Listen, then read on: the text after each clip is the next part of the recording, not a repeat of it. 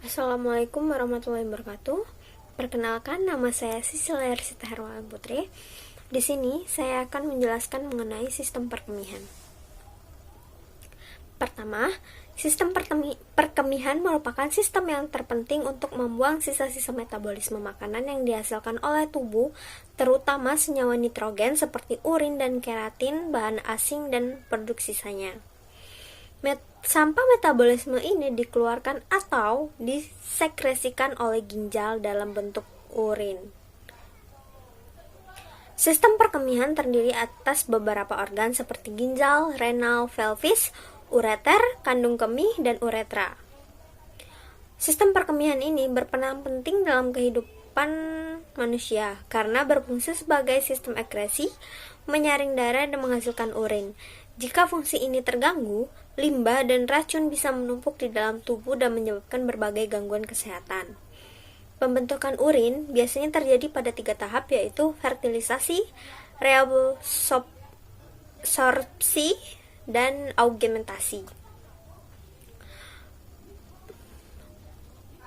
Urin, apa itu urin? Urin adalah limbah cairan yang terdiri dari air, garam, dan zat sisa metabolisme tubuh seperti urea dan asam urat.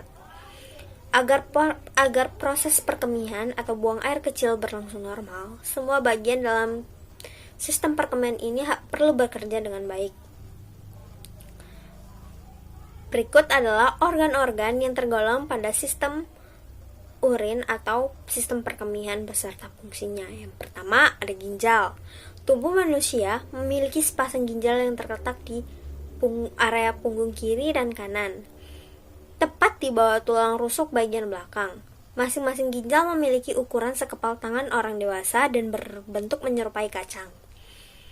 Fungsi utama ginjal adalah mengatur jumlah air dalam darah, menyaring zat limbah atau sisa metabolisme tubuh, menghasilkan hormon yang berfungsi untuk mengendalikan tekanan darah dan produksi sel darah merah, dan mengatur pH atau tingkat keasaman darah. Yang kedua ada ureter. Ureter adalah bagian dari sistem urinia atau perkemihan yang berbentuk menyerupai saluran pipa atau tabung. Ureter ini berfungsi untuk mengalirkan urin dari masing-masing ginjal yang ditampung di kantung kemih. Yang ketiga ada kandung kemih. Organ yang berada dalam perut bagian bawah ini bertugas menyimpan urin. Jika kandung kemih sudah terisi penuh oleh urin, akan timbul dorongan untuk membuang air kecil. Kandung kemih orang dewasa mampu menampung urin hingga 300 sampai 500 ml. Yang keempat adalah uretra. Uretra atau saluran kencing adalah saluran yang menghubungkan antara kandung kemih ke lubang saluran kemih pada ujung penis atau vagina. Uretra pada pria memiliki sekitar 20 cm, sedangkan uretra pada wanita hanya sekitar 4 cm. Pada bagian antara kandung kemih dan uretra terdapat cincin otot atau Wingerter yang bertugas menjaga urin agar tidak bocor. Gangguan atau berbagai penyakit pada sistem perkemihan atau urinaria. Gangguan pada sistem perkemihan dapat terdeteksi dari perubahan warna urin. Urin yang sehat atau normal umumnya berwarna jernih kekuningan hingga kuning keemas. Warna urin tersebut berasal dari zat yang disebut dengan ukrom. Namun, konsumsi makanan dan obat tertentu terkadang juga dapat mengubah warna urin. Beberapa masalah atau penyakit yang dapat terjadi pada sistem urinia atau sistem perkemihan. Yang pertama yaitu infeksi saluran kemih, yaitu infeksi yang terjadi di bagian manapun dari sistem urinia, mulai dari ginjal hingga saluran kemih. Wanita berisiko lebih besar terkena infeksi saluran kemih dibandingkan pria. Hal ini dikarenakan jarak antara lubang saluran kemih dan anus pada wanita lebih dekat. Yang kedua, ada batu saluran kemih, yaitu kondisi ketika terbentuknya batu di sistem perkemihan seperti batu ginjal, batu ureter, ataupun batu kandung kemih. Ukuran batu umumnya bervariasi. Semakin besar ukuran yang terbentuk, semakin besar pula resiko batu tersebut menyumbat aliran urin dan menimbulkan penyakit.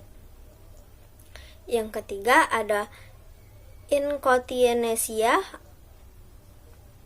Inkontinensia urin adalah kondisi di mana ketika fungsi otot atau saraf pada kandung kemih dan saluran kemih mengalami gangguan sehingga tidak dapat mengendalikan proses buang air kecil. Penyakit ini bisa membuat kita tiba-tiba mengompol terlebih saat batuk atau bersin. Penyakit ini sering terjadi pada lansia, namun tidak menutup kemungkinan orang yang lebih muda juga mengalaminya. Yang keempat adalah ureteritis atau peradangan pada uretra. Kondisi ini sering kali disebabkan oleh infeksi bakteri pada saluran kemih. Ureteritis dapat menyebabkan rasa nyeri dan dorongan untuk lebih sering buang air kecil. Yang kelima, sindrom nefrotik adalah kelainan pada ginjal yang menyebabkan kadar protein dalam urin meningkat. Kondisi ini biasanya disebabkan oleh kerusakan pada pembuluh darah kecil dari ginjal yang berfungsi untuk menyaring limbah dan kelebihan air dari darah. Sindrom nefrotik dapat disebabkan oleh berbagai hal, misalnya riwayat infeksi dan peradangan.